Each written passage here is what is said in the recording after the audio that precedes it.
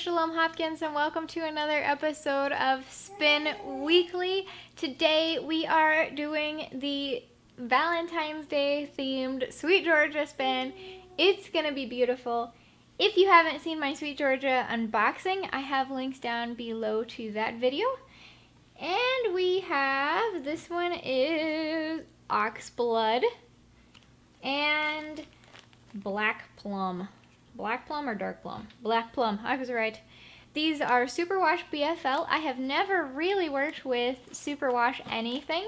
So when I saw they had Superwash BFL, and BFL is my favorite, you know, it was meant to be. I hate pink and fluffy and pastel-y girly stuff a lot. So when I sat down to create a Valentine's Day spin, I wanted something classic but deeper and more rich and sensuous. So I came across these in her store, and you guys on Instagram voted which ones you liked. Which, by the way, if you are interested in doing that, on my Patreon page we do that quite a bit. So this is what we got together. And they are semi-solid. So I was sitting here and I was thinking, how am I going to make a semi-solid spin be more exciting than just a semi-solid? What am I going to do with them? Am I going to apply them together? Or am I going to... what am I going to do? So, what I'm going to do is, you know me, I can't just leave something alone. Maybe that's going to be a challenge for the future. Leave the colorway the heck alone, Grace Shalom Hopkins, but not today. Today we are going to be spinning them separately, hopefully in a lace weight or a light fingering, so that way we can make stripes, like garter stitch stripes, hopefully. In what, I don't know yet, but that's my vision here. And then the cool part is I'm going to try not to get this all over myself. I have some soft silk that Mary Egbert from Kamaj Fiber Art sent for my book card left over, and some of this deep pinky purple Angelina that Lux Fiber Designs sent also from card. So I have links to those two ladies plus Sweet Georgia down below as usual. I'm going to put that away before that Angelina takes over my life.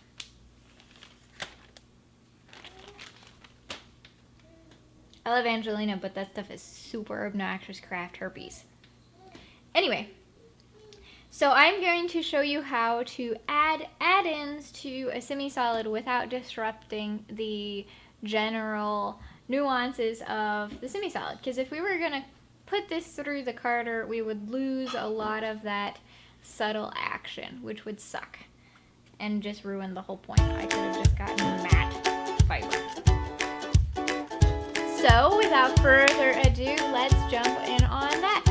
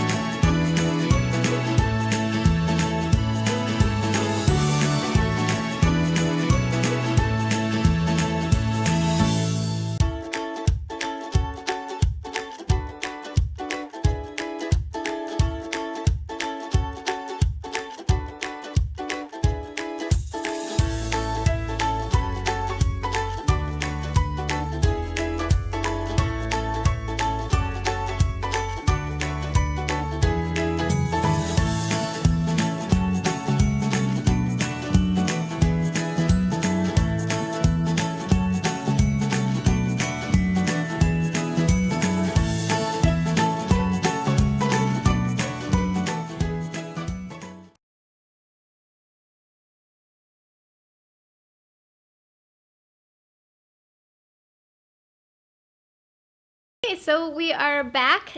My premise with this project is I was trying to add soft silk and Angelina, and I'm using soft silk, which is from Kamash Fiber Arts, and Angelina from Luxe Fiber Designs. Again, I have links down below.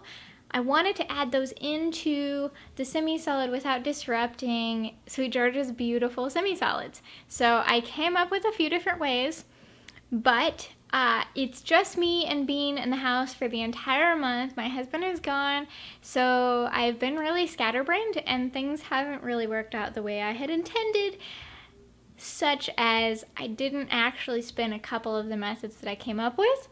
But the good news is most of them, well, all of them basically look the same. So I think it boils down to what method you find best. I actually spun Rolags plied with Rolags, bat plied with Roving, and Roving plied with Rolags. But I forgot to spin co-drafting the bat with the Roving. So when I spin this, you're gonna see that I actually take a portion of the fiber and card the living daylights out of it into a bat with those add-ins, so that way the add-ins disperse throughout and the semi-solid becomes one flat color. But because it's only a small part of the Roving, when you put it with the other semi-solid, it disperses really nicely and becomes just one of the shades among many. So that's how I approached it first.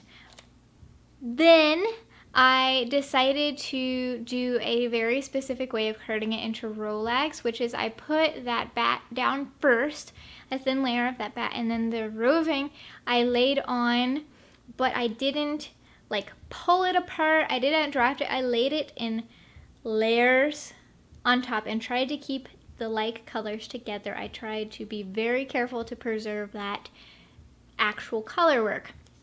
So when I rolled it off, that preserved the colorway really well, and I thought that went really well. But I would advise avoiding using long staple length like BFL with a blending board, and I knew that, but I wanted to try it out, right? There were a few short pieces throughout this fiber. I didn't know if that was because that's superwash. I've never worked with superwash before, and honestly, I didn't find it to be notable at all. It felt like regular BFL. When I first started to spin, I had this really icky superwash merino that felt like melted polyester. So I was worried, but this didn't feel anything like that. So these are really nice. They're a little bit wider in diameter and a lot of like texture variation because those short pieces combined with the Rolag prep made it a little hard to spin consistently, but I like a good inconsistent yarn, so that's actually cool for me. Next up, we have the bat plied with the Roving, and I think this is probably my favorite method. It went really well, very smooth. I really like that you got the feel of spinning straight from the Roving without having to worry about co-drafting or anything like this. I felt like this was the best way to experience the fiber as the dyer had created it. So this is my favorite. Lastly, we have the Roving with the Rolag, which is similar, and I think I would have liked this more if the fiber was more suited to Rolags, but I felt like it was a lot of extra steps, and it didn't, I didn't feel like there was a lot of payback when I could have just spun straight from the bat and plied it together. Though I will note that the add-in stuff is much more gradually dispersed, so that is a benefit. If you want a lot more subtlety, this might be for you. Okay, so I hope you enjoyed this video and you learned a lot. I am interested to hear if you have any other ideas on how to do this, and if you do spin this way, totally tag me on Instagram. I'm at Grace Shalom Hopkins. Send me a message through my webpage, www.graceshalomhopkins.com. All the good stuff, because I really like nothing more than seeing what you do with my ideas, and some of you have done that, and it makes me so excited. Also, I wanted a quick thank you for my Patreon crew. You guys are super awesome, and I'm really loving sharing photographs with you and hearing your input and your thoughts and your enthusiasm with me, because honestly, who doesn't love to share a good fiber squeal brainstorm session? I mean, isn't that why we're all here on the internet talking about fiber in the first place? So if you are interested in joining that and supporting the show financially in return for extra fiber awesome, go ahead and check out the Patreon. It's links down below. As always, like, subscribe, comment, love. If we haven't already covered that I like that, I do. And I will see you next time.